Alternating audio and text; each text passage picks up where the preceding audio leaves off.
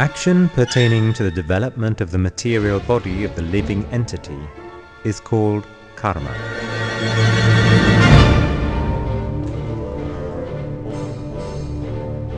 Karma is not eternal, whereas the living entities, material nature and time are eternal energies of the Lord. Karma means work and its results, action and reaction, and is linked to reincarnation.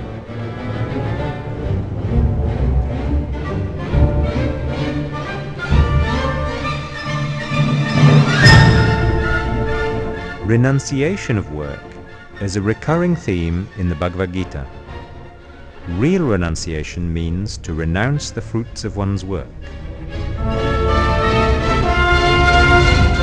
For such a worker, reactions are burned up by the fire of perfect knowledge.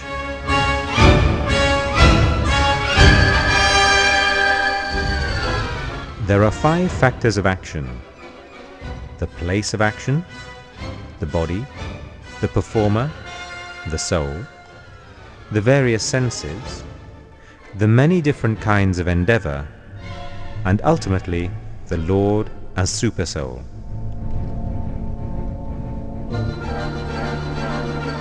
Action has 3 motivating factors: knowledge, the object of knowledge, and the knower.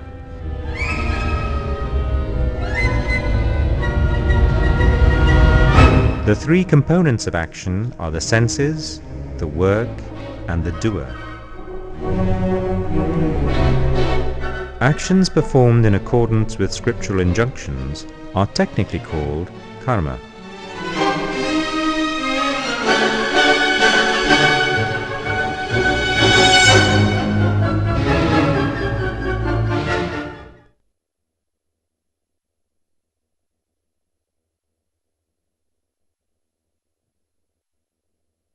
One has to perform the duties of his particular body in accordance with religious principles in order to achieve liberation.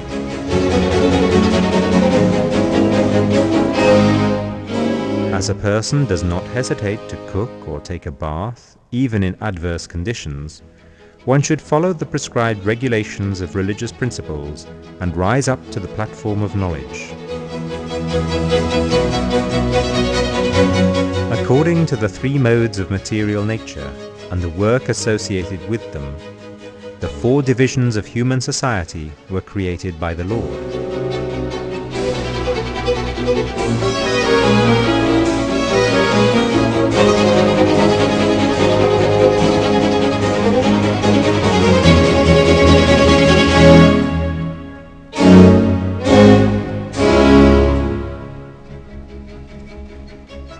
Through the process of sacrifice, or the biblical burnt offerings, the living entity attains heavenly goals.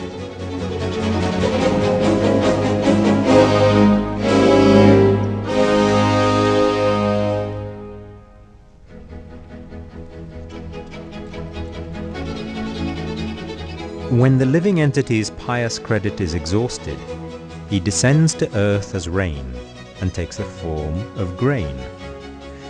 That grain is eaten by man and is transformed into semen, which then impregnates a woman. Thus, the living entity once again attains the human form.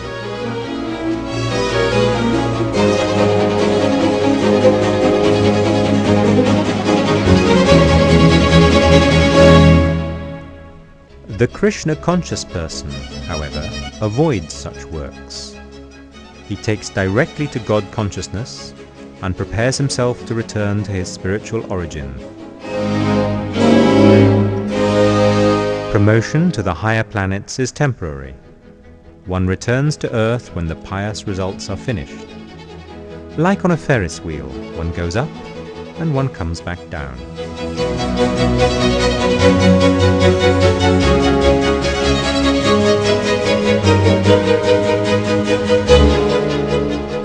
Krishna is the origin and master of all the demigods. They are never equal to him.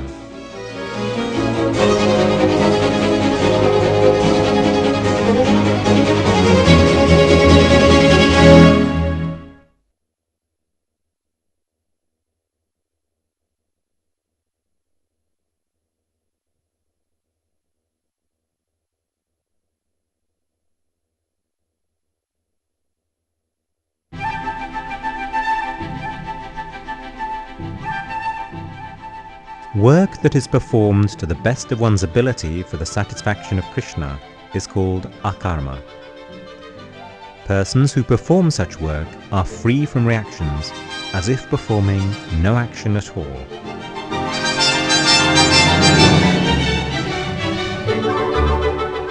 This can be compared to a soldier who may kill but is not judged for murder because he acts under the command of his superior officer.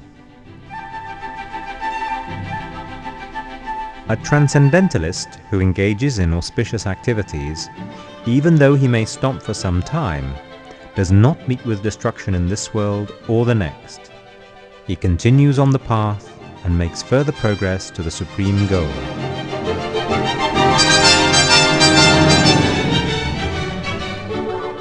The process of yoga is like a ladder that reaches the topmost spiritual realization.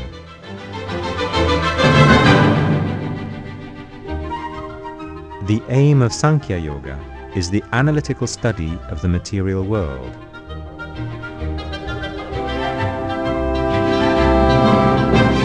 One who performs Karma Yoga is unattached to the fruits of work and works as he is obliged, thus decreasing karma. When Karma Yoga increases with knowledge and renunciation, it is called Jnana Yoga. Such a yogi knows that the goal is Krishna, but takes pleasure in mental speculation. When the Jnana Yoga increases with meditation on the Supersoul and the mind is fixed on the Lord by different physical processes, it is called Ashtanga Yoga or mysticism.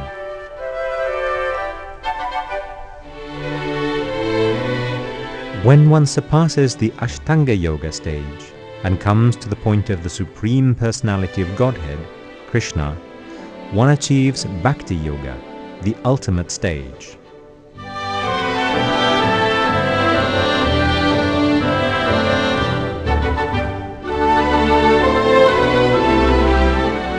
Bhakti Yoga is action in devotion to the Lord. At this point, one understands one's constitutional position as the Lord's eternal servant and engages in direct service to the Lord.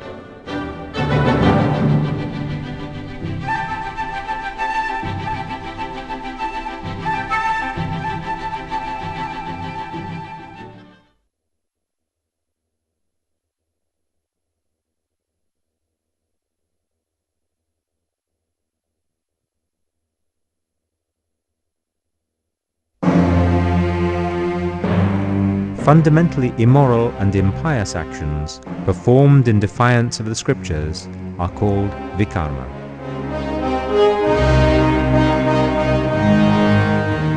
Such actions lead to hellish planets, lower species of life, and the degradation of the soul.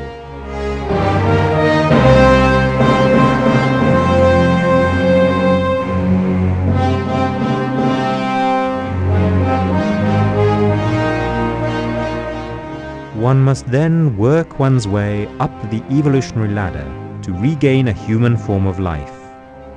There are 8,400,000 species of life, but only 400,000 are human varieties.